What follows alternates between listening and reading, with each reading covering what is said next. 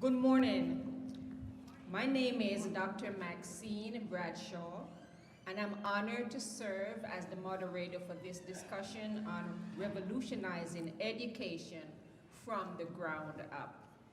My colleagues and I are extremely delighted to be presenting this very important topic.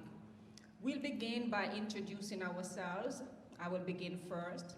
Then we have a set of prepared questions so that we can unpack this topic or this discussion. And then we'll leave the last 10 minutes or so for our question and answer from you, our esteemed guests. So I started in my professional life or world as an business person, because growing up, I was told that if you want to earn money quick and fast, then you go into the business world. And I thought that I needed to get into the business world so I could build my mom her dream house. Of course, needless to say, that did not happen. So as I worked in the profession of business, I realized that I was counseling individuals more often than I was doing the work of business. So I realized I did not have enough information to move them from point A to point B. So I returned to receive my terminal degree, and I have not only an MBA in a business and also a PhD in psychology and counseling, but I also have a teacher's degree as well. So I've taught students from ages 7 to 67 years old. Ages 7 to 67 years old. And my 67 years old students are just as excited to the learning process as my 7-year-olds are. So currently I serve as the chair of psychology and counseling at Pilar College in the traditional undergraduate program. I'm also the advisor for PsyChi, which is an international honor society in psychology and counseling. And I'm also the president of the Caribbean Teachers Association. So if you hear an accent, I'm originally from Jamaica. And when I do get excited, I tend to go to speed up. So if I start to get excited and speed up, just put your hand up and I will know, just calm down. So firstly, I do not consider myself as a teacher at this stage in my life. I believe I'm an educator who uses everything in the environment to not only to educate and inspire and motivate students or learners to become their fully functioning self or their best self, but to walk alongside them as well so that we can tap into their own potential. So while I do that introduction, I just want to provide a context, an introduction to our topic. We have heard over these last 2 days that we do indeed live in an open border with global challenges, and education has come under some serious attack as well, where they're looking for educators and administrators to come up with all the challenges that education or the world of education present. So it's imperative not only for us here within the confine of this summit or this conference to remain creative and innovative, and I'm really encouraged to see our youth taking the lead as they presented this morning. I was duly impressed with one of our keynote speakers as well, as he presented technology that is leading the way towards educational world development. So if we begin by defining what education is and place it as a global challenge, that we will have one voice in identifying what we mean when we say we're providing education to the next future or the future-ready generation, that will indeed be a first stepping stone. So in reading Daniel Borton's definition, he suggests, and I like it, that education is learning what you didn't even know that you didn't know. Education is learning what you didn't even know you didn't know. So our topic, revolutionizing education from the ground up, will indeed provide a framework in setting the standard, I believe, for what we will be doing in the next couple, not only the minutes, but beyond this confine of this conference. So here you have, that's me, and I'm going to ask my colleagues to just go around and introduce themselves so that we will have a foundation in which we will address the topic. Hello, and I'm very pleased and honored to be here in this panel. My name is Amira Valleja, and I'm originally from Mexico. I've been working for more than 10 years in social emotional education and mindfulness from young children to the elderly in my country. And I'm really happy to be talking about this topic, which is really the center and the motivation of my work. I believe that the most important thing as educators is to help children and young people to be happy and to be successful. But what we have seen is that in the last years, the rates of suicide, the rates of anxiety, depression have increased. So there must be something that is not working in that educational system. So to raise happy children and happy youth, we have to attend them as individuals, as people, and transform exactly what we're talking about, this model that we're having right now. Because it's not only about bringing content to the young minds, but it's also about letting themselves grow and express what they really are within. So this talk, I think, will bring light to the way we can address it.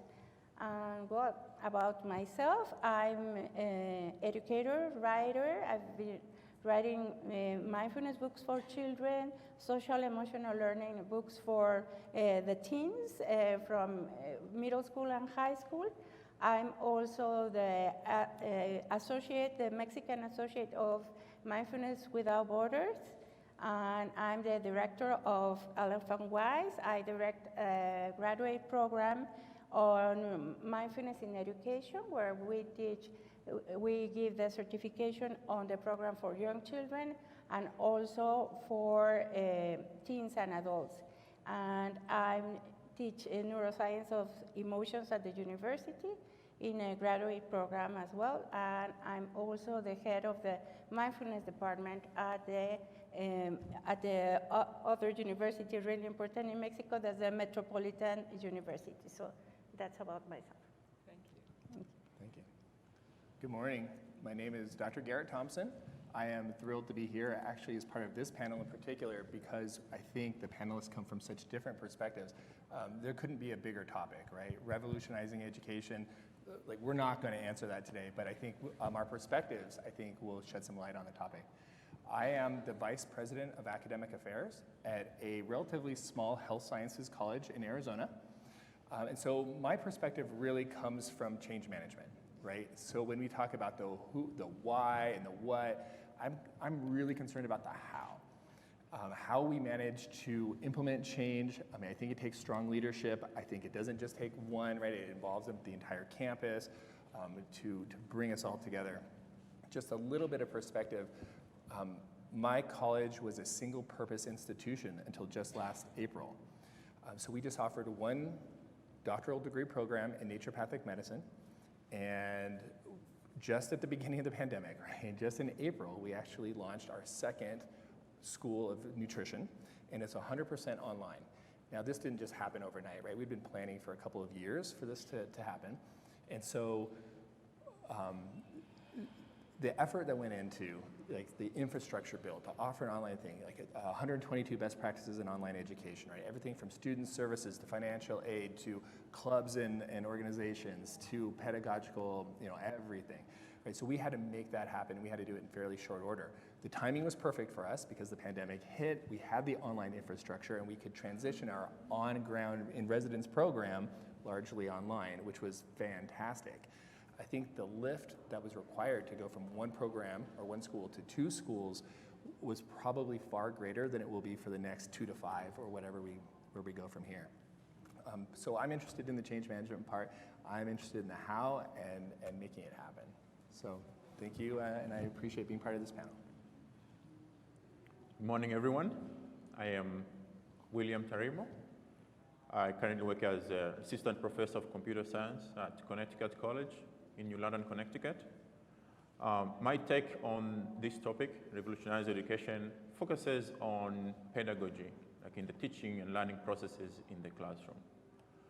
Realizing that the task of discovering optimal curricular outcomes when it comes to teaching and learning, and for each of the individual students sitting in our classes, whether in traditional face-to-face classes or in many of the hybrid modalities that involves remote and online classes, is really a process. It's a discovery that involves a lot of transparency, inspection of our processes, of our learning objectives, engaging with each individual stakeholder in the process, and adaptation, the willingness to change, to adapt, to accommodate the needs that are observed from each individual student in your learning and teaching processes.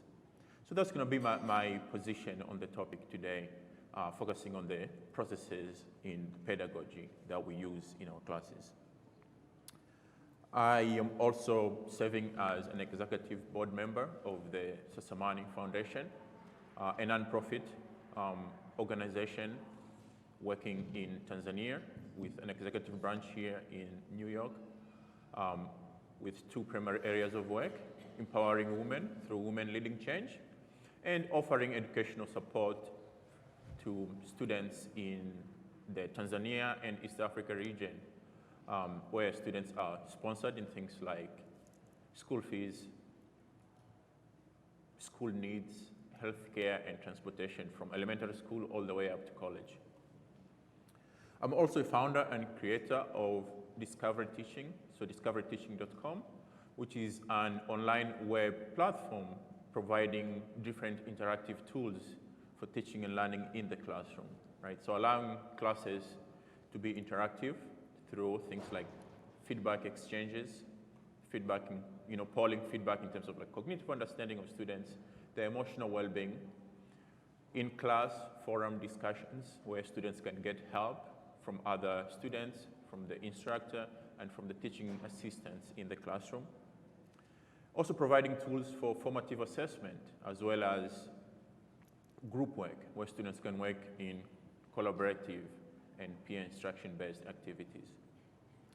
And then also offering features for student note-taking, as well as like student learning analytics, so we can track the progress, engagement, and performance of each individual student, so that the right opportunities and timely intervention of students who might be struggling can be performed in a timely fashion.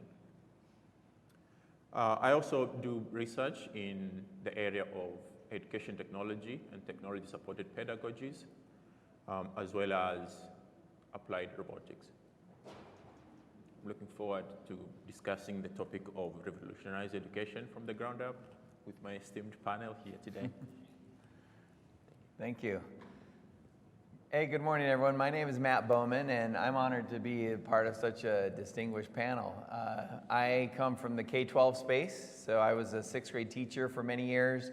I got a grant to bring this new thing called the internet in the classroom back in the 90s, and have been doing online learning ever since. So it was exciting when COVID hit that we already knew what we were doing, and so it's been a fun journey.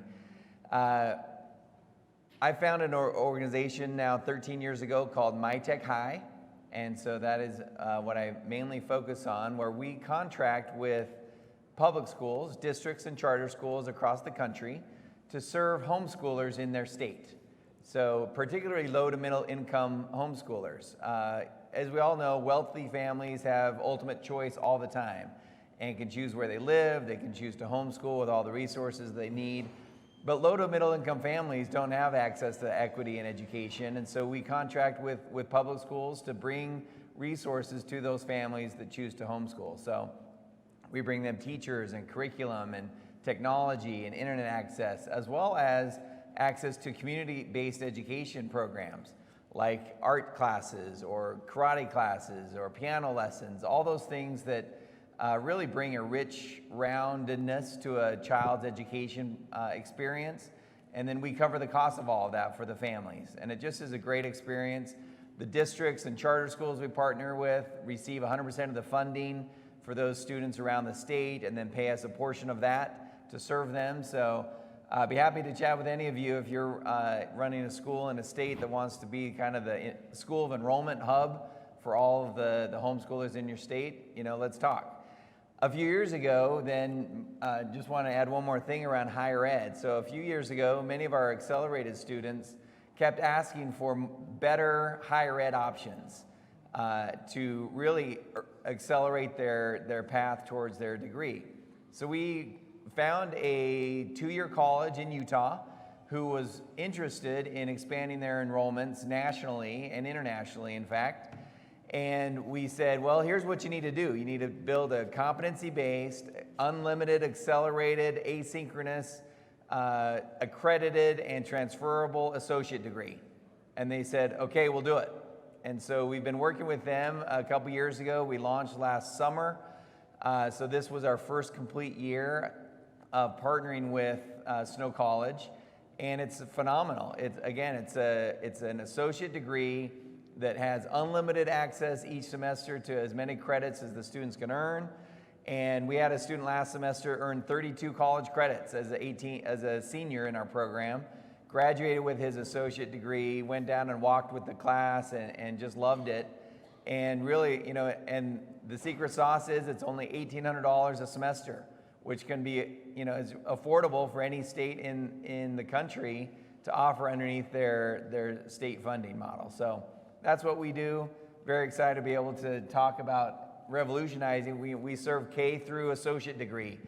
And in fact, we have grades 6 through associate degree all on one learning management experience. So imagine the disruption that happens when students have to go from classes or different LMSs or different environments throughout their schooling. They can go from grade 6 through their associate degree all on one learning management experience. And that's revolutionizing, I think. And we're teaching kids in kindergartners, you know, to code and to start their own businesses. And yeah, we have a 6-year-old that runs a company, and it's really fun to be able to build that from the ground up. So glad to be here. Thanks, Matt. That's wonderful. My name is Mary Ann Carter, and I'm here as the owner of Carter Hears, as well as the founder of the Quill Model. And the Quill Model is essentially there to revolutionize deaf education. Deafness is something that is also a culture in and of itself, but one of the things that has spent a lot of time, and I think a lot of us in this room know that cultures really pride themselves on who they are, but we know that we are better when we understand other people's cultures. So the purpose of the Quill Model is really to revolutionize that thinking and bring together understanding between the different languages that deaf and hard of hearing people use. Some of them listen and speak, and some of them choose to sign, and some choose to do both. And so trying to revolutionize that idea and making it more mainstream is the purpose of the Quill Model. I'm really super excited to be here. We do a lot of work with the World Pediatric Project. I'm on several boards that look at deaf and hard of hearing issues from birth to graduate work. And it's just exciting when you're doing something that's revolutionary, you have to have some grit. So it sounds like I am on the panel with a lot of people who have a lot of grit, but also you have to believe in the change that you're trying to create. And ultimately, for deaf and hard of hearing people, I think it's important that they have an opportunity to level the playing field with everyone in this room, and also for everyone in this room to invite them to that playing field also. And so my purpose here today is to make sure that we talk about these great ideas and how we can use all of our gifts together to make sure that we are all out there revolutionizing with one another.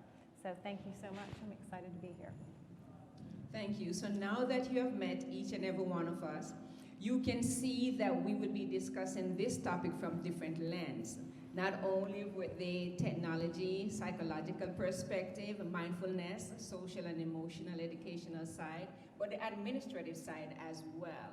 So to begin, my first question is, what does revolutionizing education from the ground up means? And we're going to start with Professor Valleja.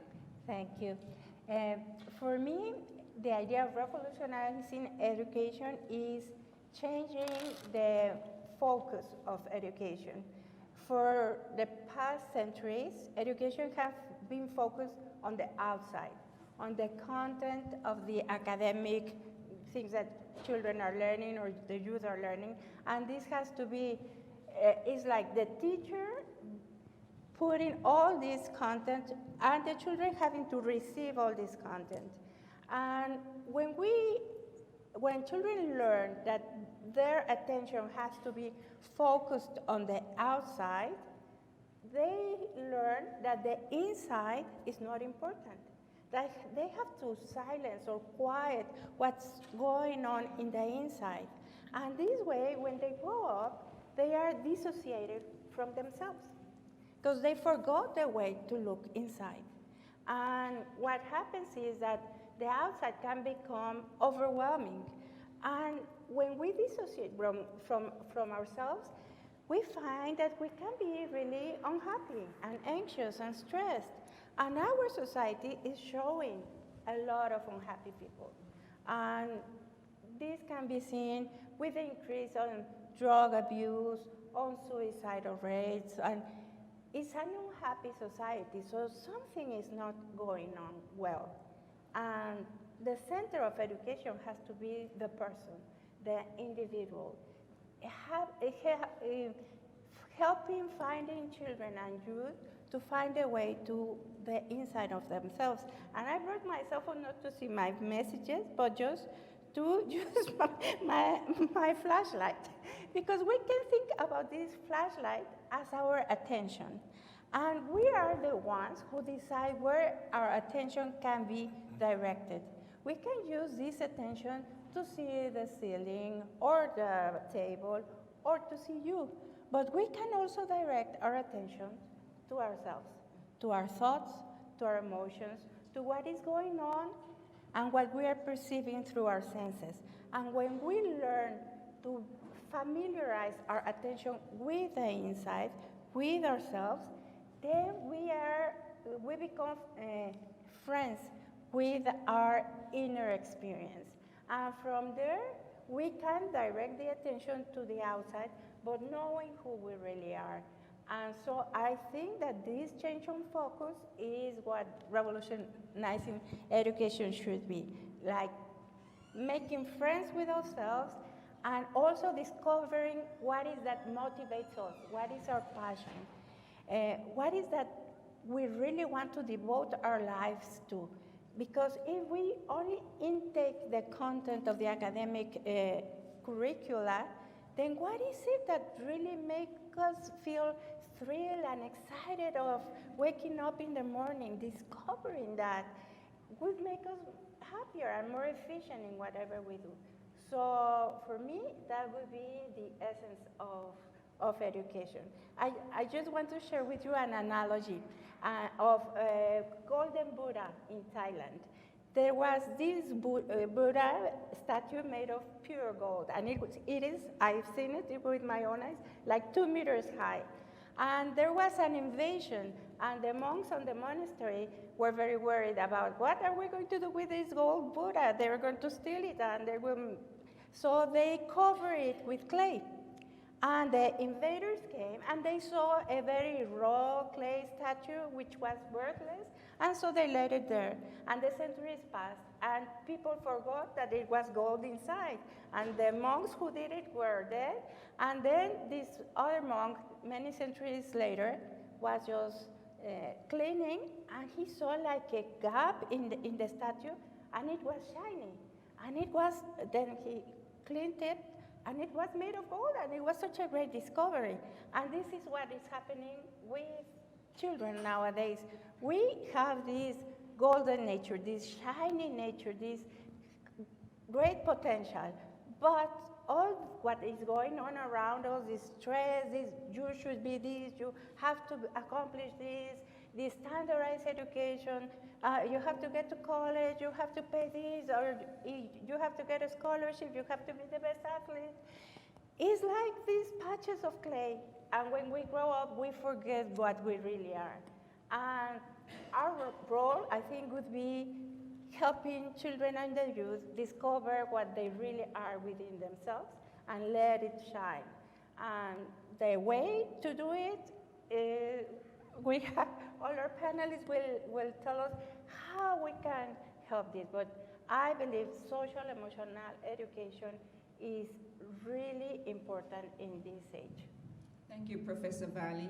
And for the sake of time, I'm going to ask Mr. Bowman to share his definition of revolutionizing education from the ground up, and then we'll ask our panelists to bear in mind that at the conclusion, please share with our audience what you believe revolutionizing education is at the end.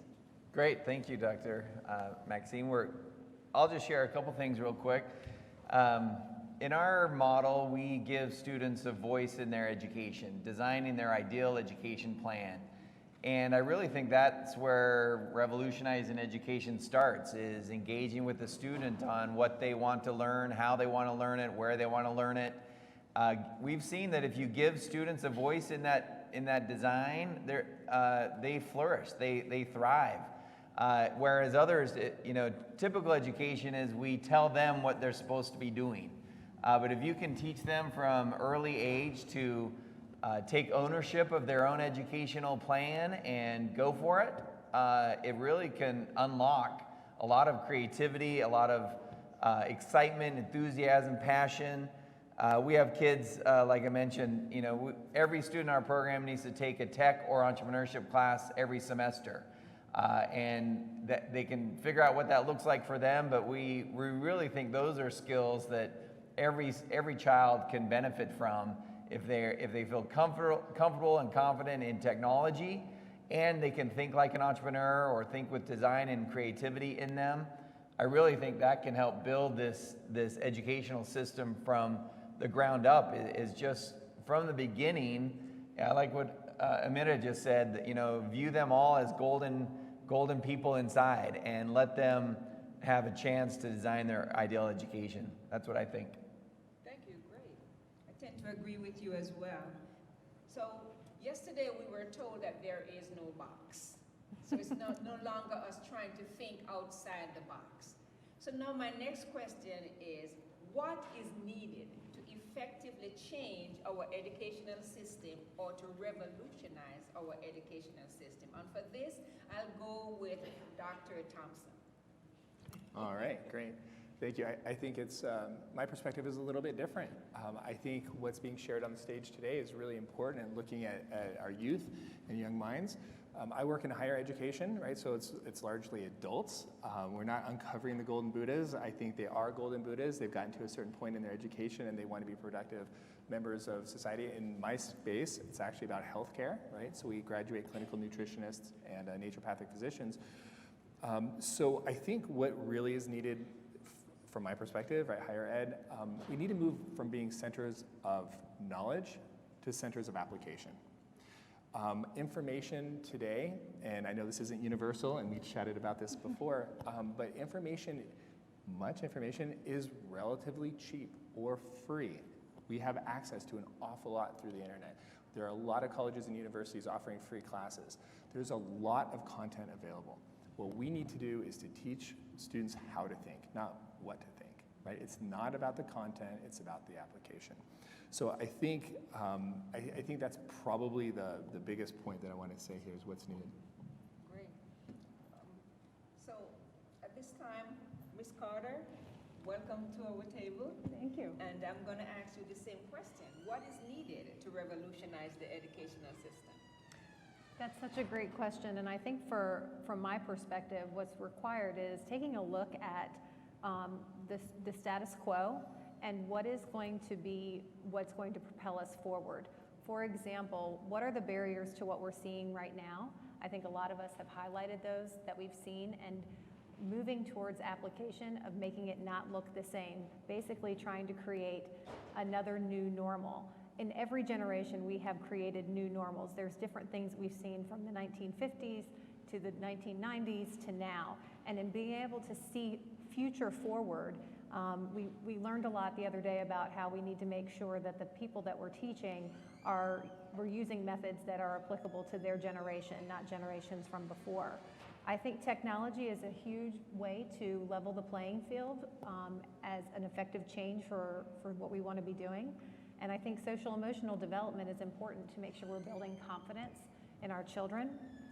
But we need to give a voice to the group of the children that we're working with and why we're working with them. If we don't give them the language piece of how to take information in and then how to use it out in the world, then the content that we're teaching or the tools that we're giving them does not have the meaning that it needs to carry. Thank you so much. I can see, while I was discussing this topic, that my concept of revolutionizing education continuously changed. Now I'm finally convinced that it begins with a global identification or definition of what education is, and to move merely the focus on the educators to do what, to provide content information. So it's a collaboration between communities, and I think it begins before the learners or the students even begin or enter the classroom or the learning center. It begins actually in the womb, where the parents are encouraged to begin instilling that environment that will nurture that unborn child, and also to provide that nutrition, the safety, and the stimulation that's needed to grow the mind, the body, and the soul as well. So that when the individual or the students or the learners enter into that learning environment, they're already equipped with the knowledge that they have full potential, that they are able to attain their God-given talent as well. So when they're connected to the education system, they're not just looking to achieve a profession or to pass their exam, but to see themselves as morally and ethically excelling as change agents in their environment as well. And I think that's the foundation of revolutionizing our educational system as well. So how do we revolutionize our educational system? Mr. Bowman. I want to hear from William. You've got a comment on that. And then William, go ahead. Okay. Yeah, thank you. So, like I mentioned before, in my line of work where I focus actually in higher education, pedagogy in the classroom, so teaching and learning in the classroom, that's the angle with which I want to approach the how we can revolutionize education.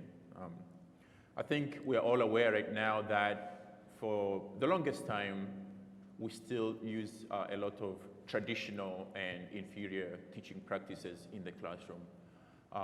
Like one size fits all, or sage on the stage, and the professor or the instructor is the one who knows all and is the provider of the information. And yet that is clearly outdated. We leave certain students behind who are not suitable or suited to certain methods and approaches that we take in our class or in our teaching. And so my focus therefore in revolutionized education is the task really of rethinking the discovery of optimal pedagogy in the classroom. So the teaching and the learning processes, that leads towards the discovery of optimal curricular outcomes for all that are involved, right? Our students in the class, the instructors and teachers, as well as our learning objectives for each course and for each semester. So how? And I would like to think of this through a framework that I'll term as computer-supported agile teaching. So why computer-supported? I think that's really towards taking advantage of the 21st century classroom, right? With an abundance of technology, with an abundance of information for learning, and our digital native students, right? Who are willing to learn in ways that are flexible, in ways that are taking advantage of technology, and in ways that they would rather be guided and coached towards learning so that they can actually discover the ways and in the practices that really work for them, right? The individualism of this. So this idea of computer-supported agile teaching depends on, or is built on 3 pillars of transparency, inspection, and adaptation. So when it comes to transparency, really we want to make it clear what the learning objectives are, right? Starting from the beginning. So the teacher and the instructor and the students, they're all on the same page about what really the learning objectives and the goals are for a course or for a semester. And then they all work together as a team towards achieving those objectives, right? And second is the need to inspect the progress towards these goals and objectives. So this is really where the processes in the pedagogy comes into play. How do you inspect? How do you inspect the team? How do you inspect the processes? How do you inspect the methods that we use towards teaching and learning in our classes, as well as the resources that we use? Right. So this really brings in the idea of discovery, right? The willingness to try different things. We are aware that these days there is a lot of learning and teaching theories and practices, especially from literature, and yet so few of these are in practice in the classroom. So by repositioning our classroom practices, such as adding in more active learning, adding more collaborative learning, adding more peer instruction, formative assessment, will allow us to constantly inspect how we're doing by getting students feedback about how they're learning, and not just cognitively, but also like emotionally. We all know about the importance of emotional and positive emotions, as well as social emotions in successive learning for our students. So again, frequent formative assessment, frequent opportunities for group work, where students work collaboratively towards different challenges, different opportunities for feedback and forum discussions in the classroom, and then taking even more advantage of technology by performing things like frequent learning analytics, where the teacher has a full view of how each student is doing, so they're able to really see who is struggling and who needs some interventions, in time, right? After one class, after two classes, right? Not waiting until like midterm or final exams, where it's often too late to make any pedagogical changes.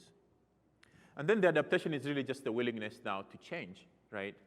To attend to each individual student based on their needs in a timely fashion, the willingness to change and provide students more customized and more appropriate resources and guidance about how to best learn, and also the willingness of the instructors and the teachers to change their ways, to change their methods in a way that leads to more optimal curricular outcomes for the individual students.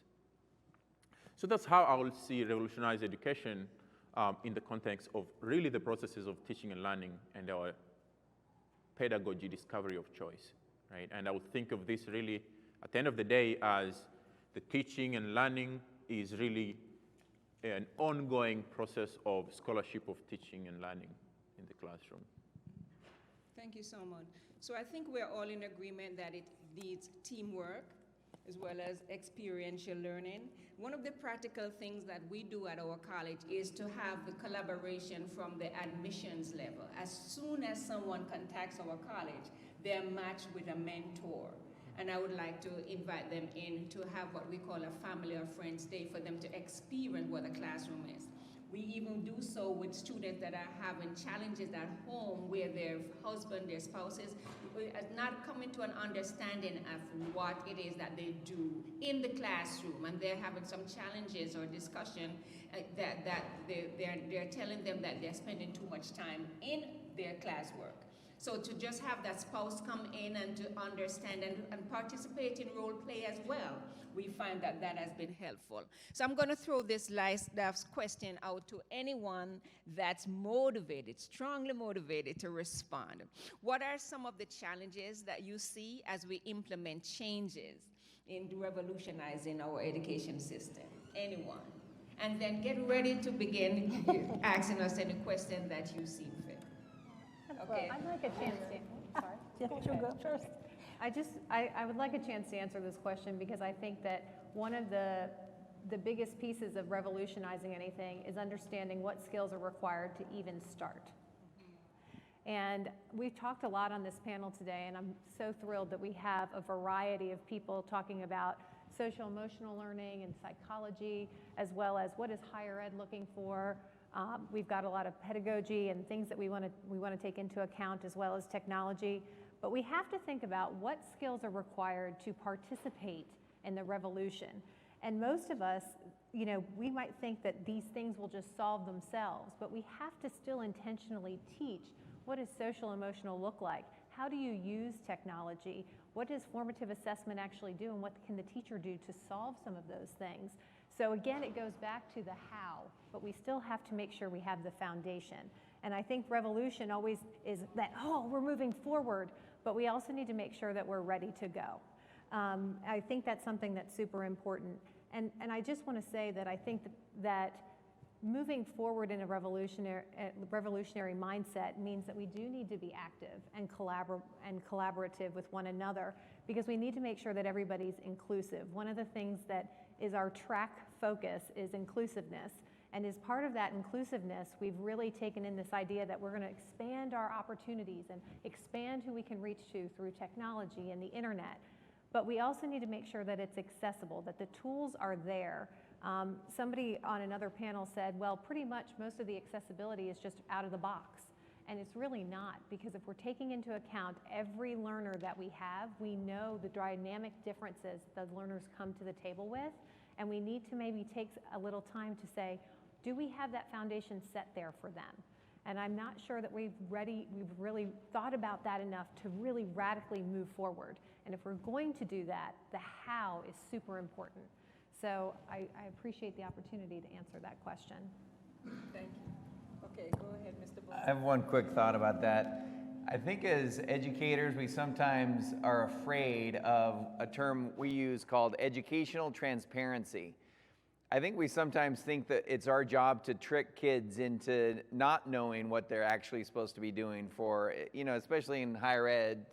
Sometimes we want to not really be that transparent to what students are supposed to demonstrate in terms of their skills or competencies or whatever. So I really think that one barrier we need to remove is this lack of transparency on what kids are supposed to be able to learn and do by the end of this class or this degree, and really embrace what we call the mastered or not yet model of grading, where it's not just you take a test and you get, you know, a 80% on it and you don't know what you missed or didn't miss, but really it's a not yet model where you've achieved a certain level of competency, redo stuff, resubmit it, have some graders, some rubrics, some information that allows you to demonstrate that next. And you're never done, you're just not yet until you reach that mastery level. And everyone knows what that is. It's the clarity of expectations and competencies. And if you can share that transparency with students, a lot of learning can happen. But I think that's a barrier. We sometimes don't like to be that transparent on expectations and competencies. Remaining, so I'm going to turn it over to our audience. So if there are any questions that you wish to ask of any of the panelists that we would like to avail ourselves, we just ask you to raise your hand or stand up, I'm told, so that the person with the mic will find you. Hello. Thank you for that. So there's a significant gap between theory and practice and between vision and manifestation, right? So y'all are very intelligent and accomplished in this field, have a lot of very important things to contribute to the revolution in education.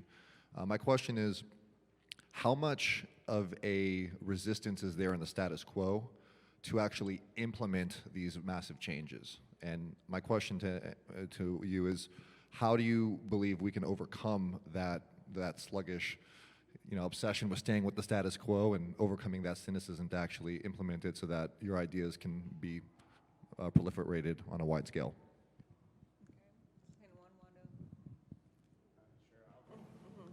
I'll start. So I wish my answer was the opposite of what I'm about to say. I think there's significant resistance. And it's unfortunate. So I think that to overcome some of the barriers, I think we need fresh ideas, we need collective conversation, we need to inspire. My job as an administrator, and I say this kind of jokingly, but seriously, like, is to say yes, right? Like, I try to say yes to everyone that comes to my office because I want to facilitate these ideas and innovations and changes. I think the challenges, and to summarize what the last two panelists were sharing, I'm just going to say it. I think that we're sort of redefining the teacher, redefining faculty, right? They're coaches, mentors, they're facilitators. So it's not a sage on the stage. It is someone who's guiding the learning along the way. Are faculty comfortable with changing their role? No, right? So we have to step into that. So how do we do it? We do the things we can do. So it's going to be through technology. It's going to be through pedagogy. We're going to take the steps we can. So yeah, it's an unfortunate, slow, and burdensome, potentially, process. Thank you so much. Hi. Is this on? Hello? Yes. Yes? Okay, so hi, I'm Stephanie, and I am the founder and CEO of an edtech startup. Right now, we are getting ready into hologramming teachers into the homes of students, which is really, really neat technology, but we're also going to be reinventing curriculum from scratch. And by that, I mean we're also incorporating Professor Valley.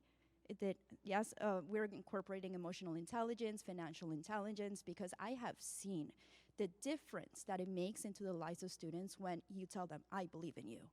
You have so much potential. I love you. In a way that is like, I truly care about your future. And I have seen the difference from night to day that makes in the future of students. And students are not believing in themselves because they are told that they're not enough, that they are failing that. And that creates an environment of stress that goes on into their adulthood, right? So, you know, one of the concepts that really, really did touch me, and I do believe that the biggest challenge that we have is going to be politics, and is the fact that right now, we have 95% of our students go to private school, and 5% go to public. And I have seen the type of difference in education that they both have. Excuse me? Sure. Okay, so I think that the biggest hurdle is politics. So what I am wondering is it up to private companies to be able to break the indoctrination that the government is doing in public schools in America? Or who is going to be the one that actually breaks that cycle, because our hands are tied because of the government and their mission and their agenda? So. Question you just asked. I think that the government is for the people, by the people. And it sounds like you're saying that there might be a challenge with that. But ultimately, I think that the government is a big thing to take on. And going back to your question in the back, I strongly believe that what you need to do is be open to challenging and testing your own prototype. And because a lot of people, when you try to put something out there that's new, they want research and data that goes with it. And I think all of us do. Parents do, I do as a mother, but also as an educator. If I'm going to invest in this particular curriculum or your great idea or whatever it is, I need to know it works. So show me through a prototype what that looks like, and be open to the fact that what you do the first time is not going to be perfect. And you're going to say, hey, we learned this, and this was really cool, so the next time we have the chance to do this, we're going to do it differently. I think that constant idea of doing things that will allow us to get data and information in people's hands and showing that we're taking a chance on doing something new is the way to garner support and change our thinking. But that's just my thought process on those two questions. I thought there was one more. I think there was another question here while we're close to running out of time. While they're giving that mic, can I just answer my opinion on both those questions? You have more permission than you think you have. If you actually want to take some time to read your state laws, typically I've found state law gives you way more power and authority than rules and policies in your districts. So push the boundaries according to your state laws, don't break those, but you can find more permission than you think you have. Thank you for that response.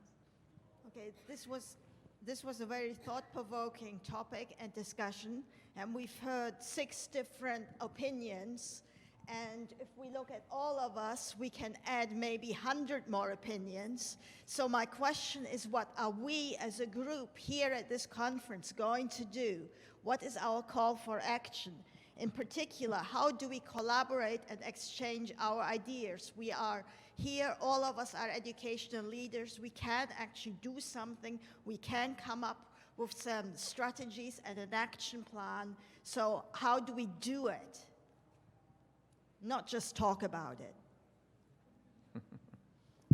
I love that question. So the first thing is to continue to have summits like this and to leave here with one voice, a collective voice, that our aim is not only to graduate workers, but also individuals that are fully equipped mentally, intellectually, psychologically to lead others and to be sustainable themselves, not to work with others or for others, but to also know that they themselves can be the next leaders, as innovators, and stalwarts in the business of education as well.